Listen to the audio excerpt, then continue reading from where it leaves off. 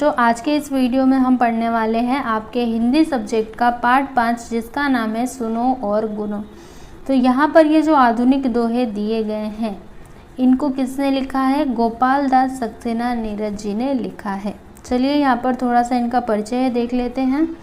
तो इनका जन्म हुआ था 1924 इटावा उत्तर प्रदेश में। गोपाल दास सक्सेना नीरज जी हिंदी के साहित्यकार, शिक्षक, कवि के रूप में प्रसिद्ध हैं। आपने मर्मस्पर्शी काव्यानुभूति और सहज सरल भाषा द्वारा हिंदी कविता को एक नया मोड़ दिया है। प्रमुख कृतियाँ इनकी देख लीजिए तो गीत अगीत, नीरज की गीतिकाएं, नीरज की पाती, विभावरी, कारवां, गुजर गया, तुम्हारे लिए, प्राण गीत, कविता संग्रह आदि। ठीक है, तो ये सभी इनकी प्रमुख कृतियां हैं। अब यहाँ पर हम पद्य संबंधी देख लेते हैं। तो प्रस्तुत आधुनिक दोहों में कवि नीरज जी ने विविध मूल्यों की बात की है। इनमें अपने लोगों की भलाई करने, प्रेम से रहने, कृतज्ञ बनने, अभिमान को त्यागने आदि के लिए प्रेरित किया है। तो चलिए हम स्टार्ट करते हैं इसको पढ़ना, लेकिन उससे पहले शब्द वाटिका देखेंगे। तो मझदार मतलब क्या होता है? नदी की धारा के बीच। पतवार मतलब नाव को आगे पीछे चलाने का साधन, चप्पू। समझ में आ रहा है? पतवार मतलब क्या होता है? चप्पू। ठीक है, जिससे नाव को क्या किया जाता है? आगे या फिर पीछे किया जाता है। खद्योत मतलब जुगनू, प्रभात मतलब सुबह, शीश मतलब सिर, छाया मतलब क्या होता है? छाया। ठीक है, तो चलिए इसको पढ़ते हैं और फिर समझते हैं। तो क्या दिया यहाँ पे? गो मैं हूँ मझदार में आज बिना पतवार, लेकिन कितनों को किया मैंने सागर पार। जब हो चारों ही तरफ घोर घना अंधियार, ऐसे में खद्योत भी पाते हैं सत्कार। चलो सबसे पहले मैं आपको इतने का मीनिंग बता देती हूँ।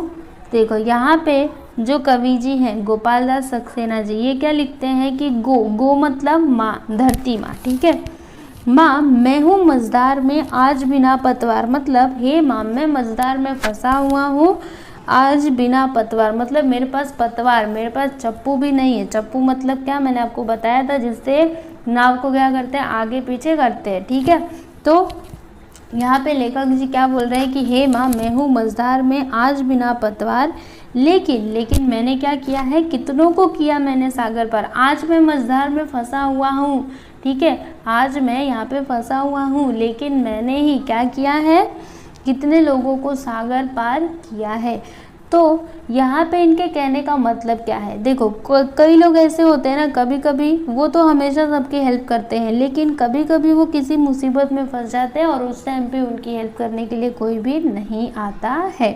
ठीक है, तो यहाँ पे एक नाव के माध्यम से कवि हमें बताना चाहते हैं, ठीक है, कि कभी कभी भलाई करने वाला इंसान भी क्या होता है? वो दुख में आ जाता है, फंस जाता है, तब उसकी हेल्प करने के लिए कोई भी नहीं जाता है। समझ में आया आपको? तो अभी आगे देखो, जब हो चारों ही तरफ घोर घना अंधियार, ऐसे में खद्योत भी पाते हैं सत्कार। फिर यहाँ पे जो हमारे कवि जी हैं वो क्या लिखते हैं कि देखो जब चारों ओर क्या हो? अंधेरा हो। ठीक है, जब चारों ओर अंधेरा हो, पूरा अंधेरा हो, तब एक जुगनू भी आया। जुगनू मतलब आपको पता है जो चमकता रहता है ना, रात के टाइम पे आता है। तब एक जुगनू भी अगर आए तो फिर मतलब उस वही हमको दिखाई देता है, अरे हाँ लाइट आ गई, ऐसा लगेगा। समझ में आ रहा है? जब पूरा अंधेरा हो तब हमें जुगनू भी उस टाइम पे क्या पाएगा? सत्कार मतलब सम्मान पाएगा।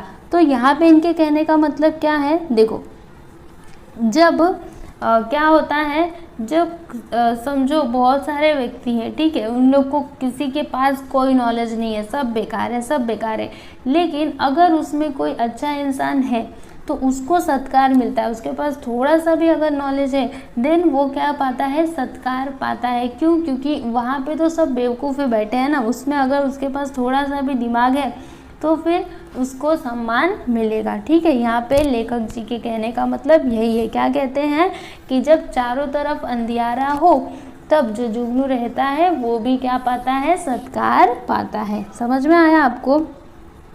खद्योत मतलब क्या होता है? जुगनू। टीवी ने हम पर किया यूँ छुप छुप वार, संस्कृति सब घायल हुई बिना तीर तलवार। देखो अभी यहाँ पे कवि जी क्या बोल रहे हैं कि ये जो टीवी है, टीवी इसने क्या किया है? हम पर छुप छुप करके वार किया है ना। देखो जो टीवी है, टेलीविज़न, ठीक है, इस पे तरह तरह के प्रोग्राम्स दिखाए जाते हैं, ठीक है, उनको सब लोग देखते हैं। इससे क्या होता है, उन पे कोई मतलब टीवी पे कोई भी प्रोग्राम दिखाया जाता है, ठीक है, तो इस तरह से क्या हो रहा है, जो हमारी संस्कृति है वो बिना तीर तलवार के ही घायल हुई जा रही है, क्योंकि लोग उसको देख देख के क्या करते हैं, क्योंकि जो हम देखते हैं ना, ये बात तो सही है कि जो आप देखोगे ऐसा लगेगा कि आप अपने आप को वही समझने लगोगे, ठीक है, तो अगर आप अच्छी चीज़ें देखोगे तभी तो आप अपने आप को अच्छा बना पाओगे, लेकिन अगर आप खराब चीज़ें देखोगे तो फिर आप अच्छा कैसे बन सकते हो, समझ में आ रहा है। तो वो देख देख के, मतलब तीर तलवार की भी ज़रूरत नहीं पड़ी, लेकिन हमारी संस्कृति क्या हो गई, घायल हो गई, नष्ट हो गई, समझ में आ रहा है। तो यहाँ पे इनके कहने का मतलब यही है कि ये जो टीवी है इसने छुप छुप कर हम पर वार किया है, और बिना तीर तलवार के ही जो हमारी संस्कृति है ये क्या हो गई है, घायल हो गई है। आगे देखो, दूरभाष का देश में जब से हुआ प्रचार, तब से घर आते नहीं चिट्ठी पत्री तार। अब दूरभाष मतलब क्या होता है, टेलीफोन, मोबाइल फ़ोन, है ना। जब से ये मोबाइल फ़ोन आया है तब से क्या अब हमारे घर पे चिट्ठी पत्री आती है, नहीं आती है। जिसको भी बात करना होता है वो डायरेक्ट फ़ोन लगा लेता है और बात कर लेता है ना, हालचाल पूछ लेता है। पहले क्या होता था, पहले ये टेलीफोन नहीं था, मोबाइल फ़ोन नहीं था, तो लोग क्या करते थे, चिट्ठी भेजते थे, वो भी कई दिनों तक पहुंचते रह जाती थी, तब जाके पहुंचती थी। अगर कोई इम्पोर्टेंट संदेशा रहता था तो वो तो जल्दी पहुंच ही नहीं पाता था, समझ में आ रहा है आपको। तो यहाँ पे लेखक जी क्या कह रहे हैं कि ये जब से ये टेलीफोन दूरभाष आया है, इसका जब से प्रचार हुआ है, तब से अब चिट्ठी पत्री किसी के भी घर पे नहीं आते हैं। अब यहाँ पर आगे देखिएगा क्या लिखते हैं कि ज्ञानी हो फिर भी न कर दुर्जन संग निवास, सर्प सर्प है भले ही मड़ी हो उसके पास। देखो बच्चों, यहाँ पे जो हमारे कवि जी हैं वो आपसे क्या कहना चाहते हैं कि देखो, दुष्ट चाहे जितना भी ज्ञानी हो, दुर्जन मतलब क्या होता है, दुष्ट, तो दुष्ट चाहे जितना भी ज्ञानी हो, लेकिन आपको उसका संग नहीं करना चाहिए, क्योंकि अगर आप उसका संग करोगे तो आप भी उसी के जैसा हो जाओगे। उन्होंने यहाँ पे एक उदाहरण दिया है कि सर्प सर्प है, सांप तो सांप है, चाहे उसके पास मड़ी रहने दो, ठीक है, भले ही उसके पास मड़ी हो, लेकिन सांप तो सांप ही होता है ना, वो अपना डसना कभी नहीं छोड़ सकता। इसलिए अगर कोई दुष्ट है, वो चाहे जितना भी ज्ञानी हो, लेकिन आपको उसका संग नहीं करना चाहिए। चलो आगे देखो, भक्तों में कोई नहीं बड़ा सूर से नाम, उसने आंखों के बिना देख लिए घनश्याम। अब देखो यहाँ पे कवि जी क्या कह रहे हैं, सूर मतलब क्या, सूरदास, सूरदास जी का आपने नाम सुना होगा, जो अंधे थे लेकिन बिना आंखों के ही उन्होंने भगवान श्री कृष्ण के दर्शन कर लिए थे। तो यहाँ पे कवि जी क्या बोल रहे हैं कि भक्तों में कोई नहीं बड़ा सूर से नाम, मतलब भक्तों में, अगर हम भक्तों की बात करें, भगवान के भक्तों की बात करें, तो सूर से बड़ा कोई नाम नहीं है, क्योंकि उन्होंने बिना आंखों के ही क्या कर लिया था, घनश्याम को देख लिया था। घनश्याम मतलब क्या, प्रभु श्री कृष्ण। तोड़ो मसलो या कि तुम उस पर डालो धूल, बदले में लेकिन तुम्हें खुशबू ही दे फूल। अब देखो यहाँ पे ये कितनी अच्छी बात बोल रहे हैं, देखो फूल को आप चाहे तोड़ो मसलो, खूब उसको तोड़ तोड़ के फेंक दो, उसको खूब मसल दो, लेकिन चाहे आप उसको कितना भी परेशान कर लो, उसके ऊपर धूल डालो, लेकिन फिर भी वो बदले में आपको क्या देते हैं, खुशबू ही देते हैं। तो ऐसे ही होते हैं अच्छे इंसान, आप चाहे उनको कितना भी सता लो, कितना भी उनको परेशान कर लो, लेकिन अगर वो अच्छे हैं ना तो आपके साथ अच्छा ही करेंगे, वो कभी भी आपका बुरा नहीं चाहेंगे। चलो आगे देखो, पूजा के सम पूज्य है जो भी हो व्यवसाय, उसमें ऐसे रमो ज्यो जल में दूध समाए। अभी देखो यहाँ पे क्या बोल रहे हैं, देखो व्यवसाय मतलब क्या, आपका काम, ठीक है, तो आपका जो काम है ना वो कैसा है, पूजा, जैसे हम पूजा करते हैं ना वैसे ही हम हमारे काम को भी करना चाहिए, हमें हमारे काम को भी करना चाहिए, समझ में आ रहा है। जैसे अभी आप बच्चे हैं, ठीक है, तो अभी आपका काम क्या है, पढ़ना, तो ये जो आप पढ़ाई करते हो ये आप एक पूजा समझ करके करो, ऐसा मत समझो कि हमें पढ़ाई करनी है, ठीक है, पढ़ाई तो आपको करनी है ना, लेकिन आप इसको एक पूजा समझ करके करिए। वैसे ही कोई बिजनेस करता है, ठीक है, कोई आदमी कोई बिजनेस करता है, तो वो बिजनेस उसको कैसे करना चाहिए, पूजा समझ करके, कि ये जो हमारा व्यवसाय है ये क्या है, हमारी पूजा है, ठीक है।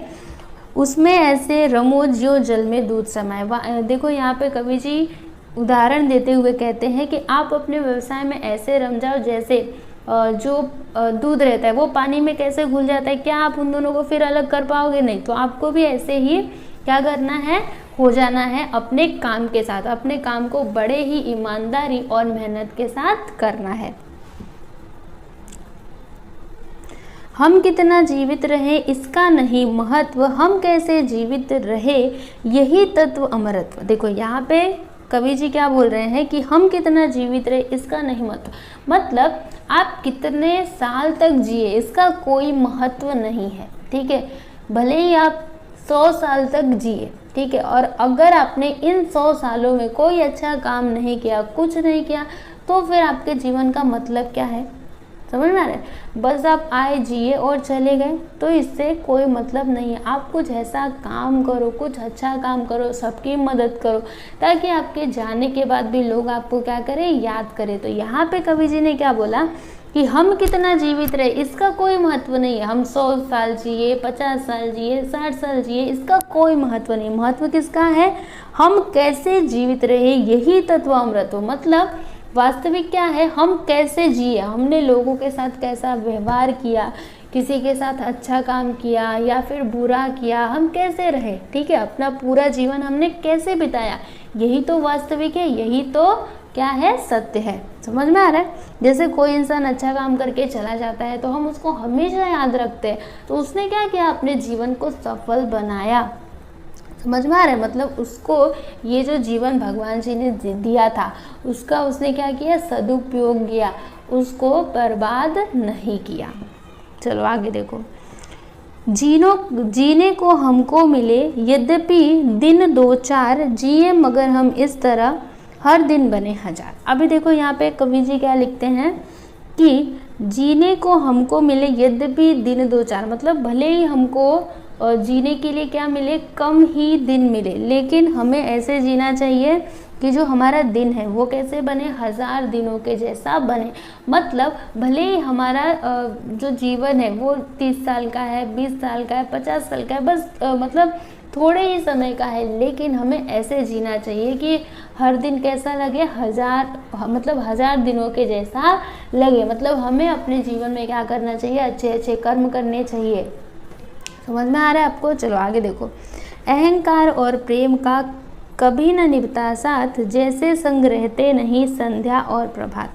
फिर यहाँ पे लेखक जी क्या कहते हैं कि अहंकार और प्रेम का मतलब, अहंकार मतलब क्या होता है, घमंड, ठीक है, अहंकार और प्रेम का कभी न निभता साथ, मतलब अहंकार और प्रेम कभी भी एक साथ नहीं रह सकते, ठीक है। जैसे संध्या और प्रभात, संध्या मतलब क्या होता है, शाम, और प्रभात मतलब क्या होता है, सुबह। देखिए जब सुबह आएगी तो शाम नहीं, जब सुबह आएगा तो शाम उस टाइम पे रहेगी क्या नहीं, और जब शाम आएगा तब सुबह रहेगा क्या नहीं, मतलब दोनों एक साथ कभी रह ही नहीं सकते। सुबह आएगा अकेला, फिर शाम आएगी अकेली। समझ में आ रहा है? तो इसी तरह से अहंकार और प्रेम का कभी भी साथ नहीं निभता है। मात्र वंदना में नहीं फूल चढ़े 2-4, उसके चरणों में सदा चढ़ते शीश अपार। देखो यहाँ पे कवि जी क्या बोल रहे हैं, मात्र वंदना मतलब मातृभूमि की पूजा, ठीक है। तो मात्र वंदना में फूल 2-4 ही नहीं चढ़ते, बल्कि इनके चरणों में, मतलब हमारी जो मातृभूमि है इनके चरणों में बहुत सारे शीश क्या होते हैं, चढ़ते रहते हैं। जैसे हम एग्जाम्पल के थ्रू समझते हैं, जो हमारे जवान होते हैं ये अपने मातृभूमि की रक्षा के लिए क्या करते हैं, अपने प्राणों को निछावर कर देते हैं, ठीक है। तो इसमें हजारों शीश कटते हैं। हजारों शीश कटने का मतलब क्या है, ये जो जवान होते हैं, बहुत सारे जवान अपने प्राणों की बलि दे देते हैं, किसके लिए, अपनी मातृभूमि की रक्षा के लिए। आगे देखिए, दिए तुझे मांगे बिना जिसने फल और छां, काट रहा है मूड तू उसी वृक्ष की बाह। फिर यहाँ पर देखो कवि जी क्या बोल रहे हैं कि ये जो वृक्ष होते हैं, ठीक है, ये क्या करते हैं, आप इनसे क्या मांगते हो कि मुझे फल दो, छां दो, नहीं, ये तो आपको बिना मांगे ही फल और छां देते हैं। लेकिन हम कितने मूर्ख हैं, मूर्ख देखो मूढ़ मतलब क्या होता है, मूर्ख। ठीक है, हम कितने मूर्ख हैं, क्या करते हैं, उसी वृक्ष को जाकर के काट देते हैं। जैसे यहाँ पर देखो ये कुल्हाड़ी लेकर के जाएंगे, इस वृक्ष को काटेंगे, लेकिन इन्होंने कभी ये नहीं सोचा कि ये जो पेड़ है इसने हमको बिना मांगे ही फल और छाया दी है, तो हमें इसका क्या करना चाहिए, इसकी रक्षा करनी चाहिए, न कि इनको काटना चाहिए। और आप भी बच्चों ध्यान में रखना कि आपको जो पेड़ है ना बिना वजह मत काटो। अगर कोई सूखा पेड़ है तो आप उसकी लकड़ियाँ ले सकते हो, लेकिन कोई हरा पेड़ है तो आप उसको मत काटिए। आप कोशिश करिए कि आप ज़्यादा से ज़्यादा पेड़ लगाओ, ना कि उन्हें काटो। ठीक है, तो यहाँ पर ये जो आपका पार्ट था, पार्ट 5 सुनो और गुनो, यहाँ पर कंप्लीट होता है। और मुझे उम्मीद है कि आप लोग को ये जो दोहे मैंने बताया आपको समझ में आए होंगे और आपने इन दोहों से बहुत कुछ सीखा भी होगा।